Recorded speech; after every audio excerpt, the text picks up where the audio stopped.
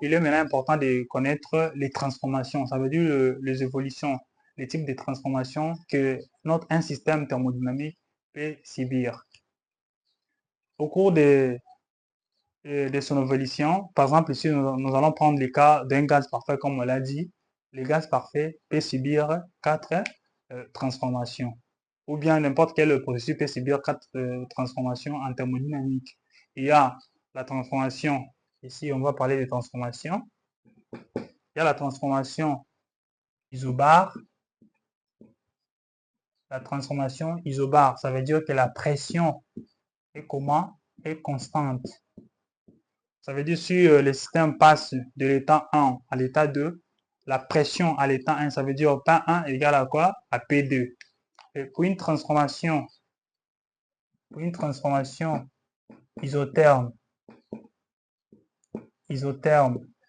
transformation isotherme, ça veut dire que la température est constante. Température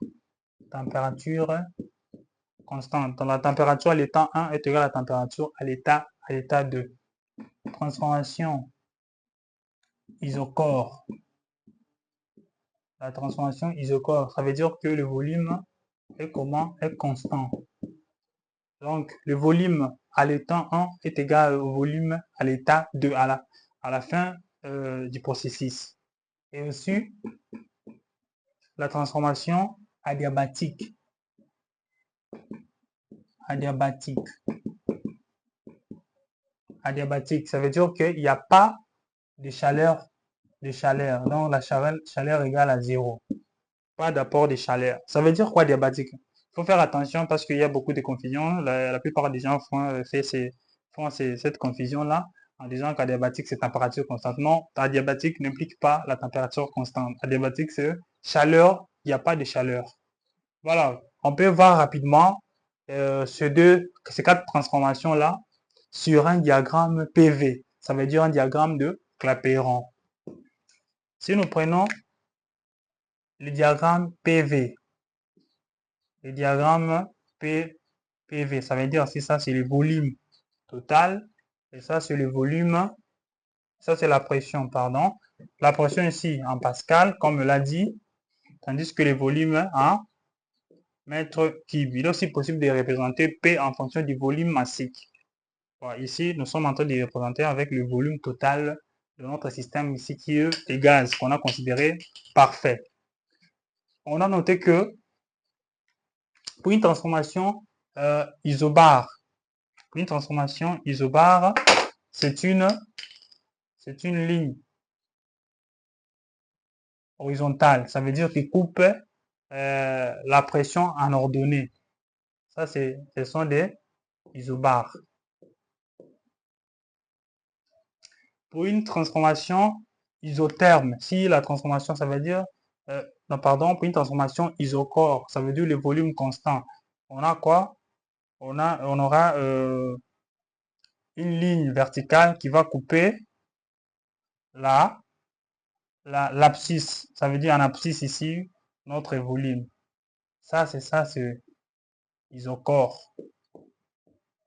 Ça, pour une transformation isochore, ça, c'est une transformation isobare. Pour une transformation isotherme, les isothermes, ce sont des courbes. Ici, par exemple, isotherme comme ça. C'est une transformation isotherme. Ça, ce sont des transformations isothermes.